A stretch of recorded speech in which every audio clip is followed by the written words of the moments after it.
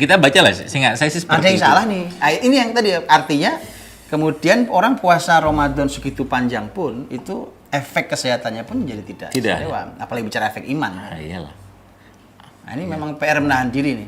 PR. Iya, kan kalau bicara puasa itu kan bicara menahan diri sebenarnya. Yang ditahan diri ya urusan dunia, ya makan, ya minum, ya suami istri apa.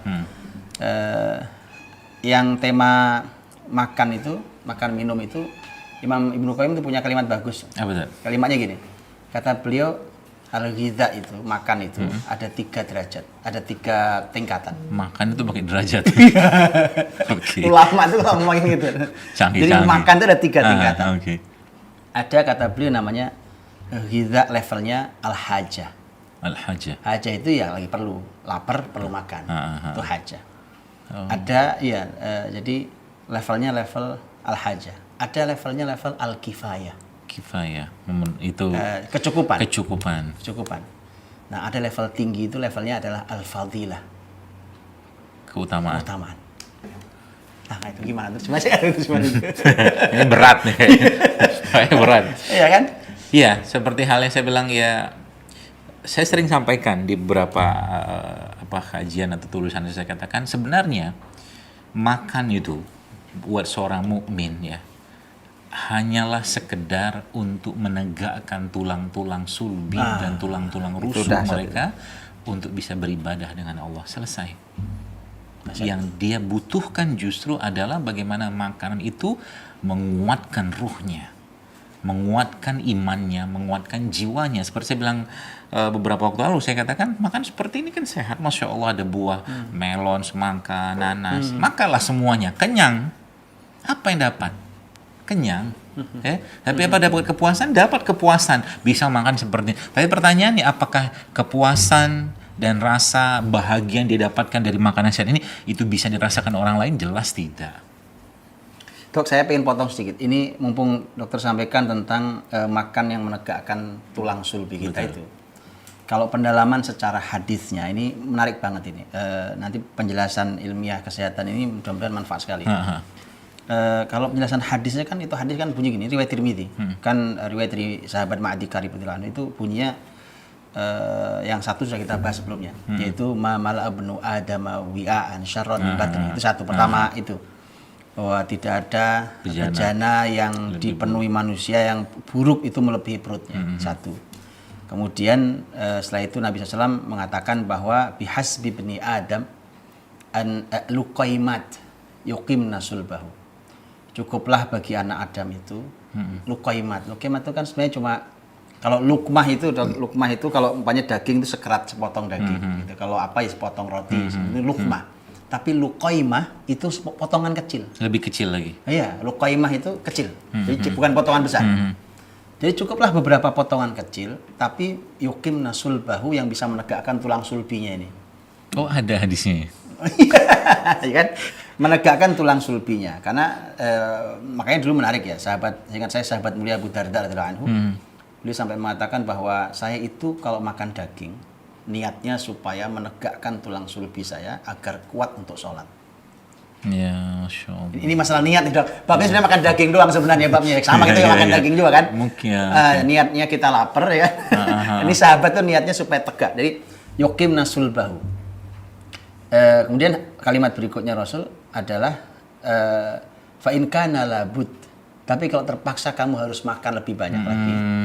Dikasih batas kan? Fa thuluthun li ta'ami wa thuluthun li syarabi wa thuluthun li nafasi. Sepertiga makanan, sepertiga minuman, sepertiga udara. Untuk udara nafas. Itu artinya kalau dipahami teksnya menjadi begini. Sebenarnya kalau ini kan berarti Nabi menganjurkan metode makan yang baik. Ya, bahwa yang terbaik itu berarti sesungguhnya manusia ini, kalau dari kalimat tadi yang saya pahami itu, sesungguhnya manusia ini nggak usah makan. Aslinya. Aslinya. Karena bunyinya menjadi, pertama ditakut-takuti. Kalau bejana kau penuhi itu perutmu bahaya sekali. Satu. Yang kedua, ya cukuplah. Makan tuh cuma luqaimat itu tadi. Potongan-potongan kecil itu makan. Segitu aja cukup. Kemudian baru, kalaupun harus makan lebih banyak, batas maksimal sepertiga. Makan sepertiga, minum sepertiga udara. Jadi kayaknya ya saya nggak tahu hukum asal manusia makan itu gitu. Itu ternyata sedikit hukum asalnya. Dan luqaimat itu menunjukkan jumlah dong. Ya. Kan karena sedikit. Yukim nasul bahu itu menunjukkan kualitas. Jadi maksudnya begini, makanmu sedikit saja, tapi kualitas makanan dan minumanmu harus bisa menegakkan tulang sulbi. Nah, jadi coba. Ini sebenarnya pembahasan yang selama ini saya baru tahu itu ada hadisnya. Nah, ya salah. Jadi selama ini Masya Allah saya sampaikan makan gak usah banyak-banyak. Bahkan sebenarnya makan sekali sehari itu udah cukup. Cukup asal berkualitas. Nah, itu. Dan konsepnya gini Ustaz. Supaya kita ini kan saya mencoba memetafor ya supaya lebih gampang dicerna oleh Bapak Ibu sekalian ya. Misalnya gini. Kalau misalkan ini gelas. Maka gelas ini misalkan saya penuhin dengan air putih katakanlah atau air yang paling lezat, paling sehat sampai penuh kayak begini. Megangnya aja susah Ustaz. Belum cerita mau minum. Nah, tubuh kita tuh begitu. Kepenuhan. Jadi kalau udah kepenuhan, apa yang dikerjakan mau tidak mau harus dibocorin atau dibuang gelas ini. Nah, akhirnya dalam tubuh kita itu kan kayak ada pembuangan sistem ekskresi namanya. Yeah. Dari BAB-nya, dari urinnya segala macam. Atau kalau nggak muntah keringat segala macam gitu kan. Nah makanya jelas kalau seandainya sudah penuh kayak begini nggak bakal bisa dipakai tuh badan. Yang tidak bisa dipakai paling pertama kali apa? Jiwanya, hatinya. Betul. Sering saya sampaikan, nggak bakal bisa. Katakanlah kita lagi khusyuk sholat atau baca Quran atau lagi zikir, berlinangan air mata, bercucuran air mata dalam keadaan perut kenyang, gak bakal bisa. Betul. Dan itu kalimat ulama. Kalimat ulama ya? Ulama juga nanti saya bacakan. Nah, ini ulama versi Bekasi. Ya, versi ini. Versi kita. Rempah dan rimpang. Ya. Ulama-ulama gitu.